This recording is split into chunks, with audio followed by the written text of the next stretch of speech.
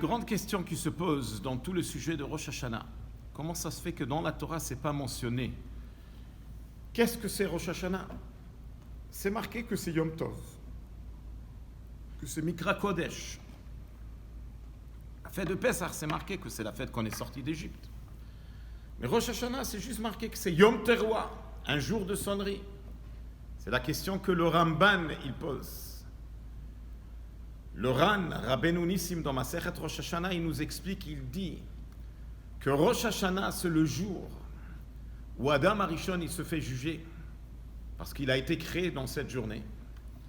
Et il a été averti de ne pas manger les fruits de l'arbre, de Etz Hadat, et il a mangé le fruit de l'arbre. Donc, dans la même journée, c'est marqué que la 10e heure, il a fauté, le 11e heure, il a été jugé, il a été renvoyé du Gan Eden, et la 12e heure, Akadosh Baruch Hu, il a eu pitié de lui. Et Akadosh Baruch Hu, il a dit, toi, tu vas être un signe pour tes enfants qui vont se faire juger dans cette journée.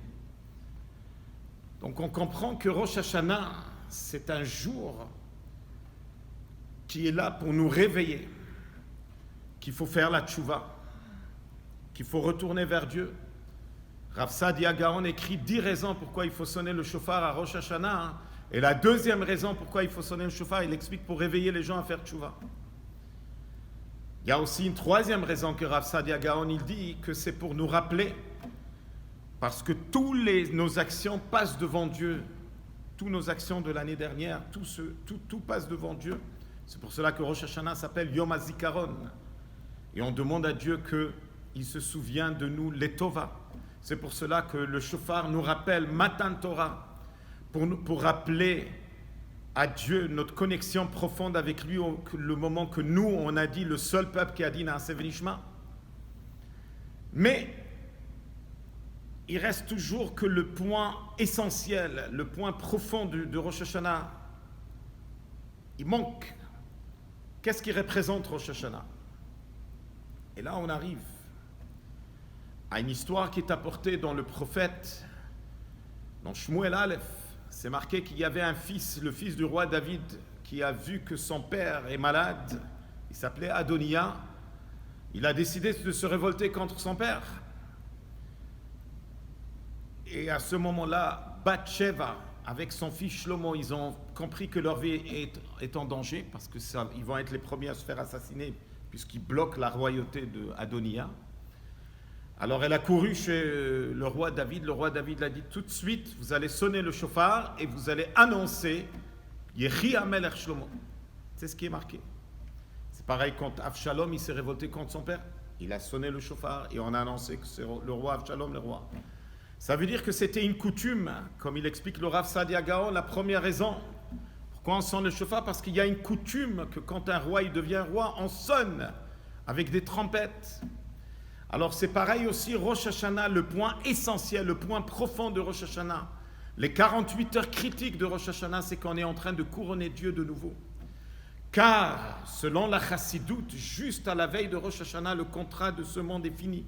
C'est un monde qui ne tient plus et on a besoin de renouveler le contrat avec Dieu. En d'autres mots, Rosh Hashanah, ce n'est pas juste qu'on tourne la page, ce n'est pas juste qu'on amène un nouveau calendrier. Rosh Hashanah, c'est un jour où il y a quelque chose de dramatique qui se passe dans le ciel. C'est la grande question qui se pose. Est-ce que le monde, il mérite de continuer à exister? Est-ce que l'être humain, il mérite d'exister? Tout le monde y passe en jugement. Et à ce moment-là, on doit renouveler notre contrat avec Dieu. Sinon, chas v'shalom, le monde est en danger d'existence. Et c'est ce qu'on fait à Rosh Hashanah. On est en train de s'annuler, de s'effacer. On dit à Dieu, Meloch ala olam kulo bichvodecha. On n'arrête pas de demander à Dieu qu'il accepte la royauté. Mais pour réveiller chez Dieu une nouvelle volonté, il faut qu'on s'annule, il faut qu'on s'efface. Et c'est incroyable parce que tous les années, il y a Rosh Hashanah.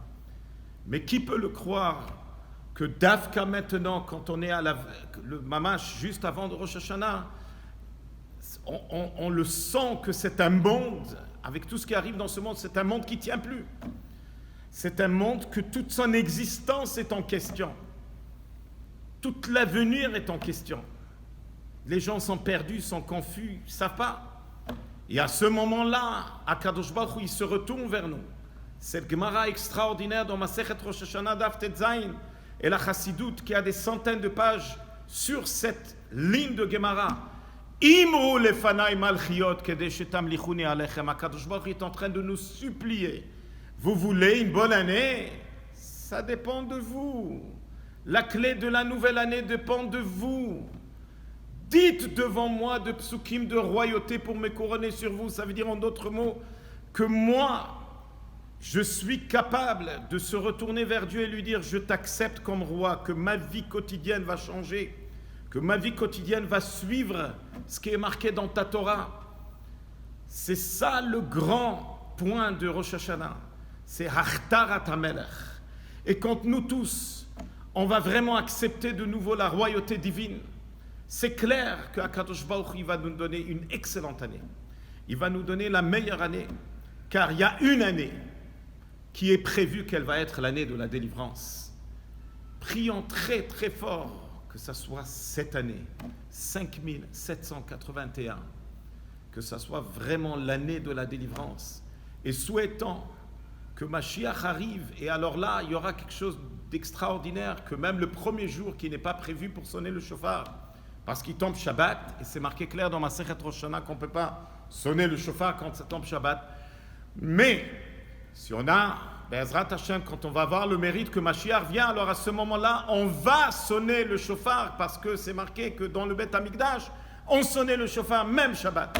Alors souhaitons que ça soit vraiment cette année, ce Shabbat, qu'on puisse écouter le shofar dans le 3e Beth Amikdash, Ibane Bimhera Beyamenu. On souhaite à tout le monde, à toute notre chère communauté, qu'Akadosh Baruch Hu vous bénisse ou protège avec une très bonne année, avec beaucoup de santé, de joie et de nachat, et surtout l'année de la Géoula. Shana Tova Umetuka, Ktiva Vachatima Tova.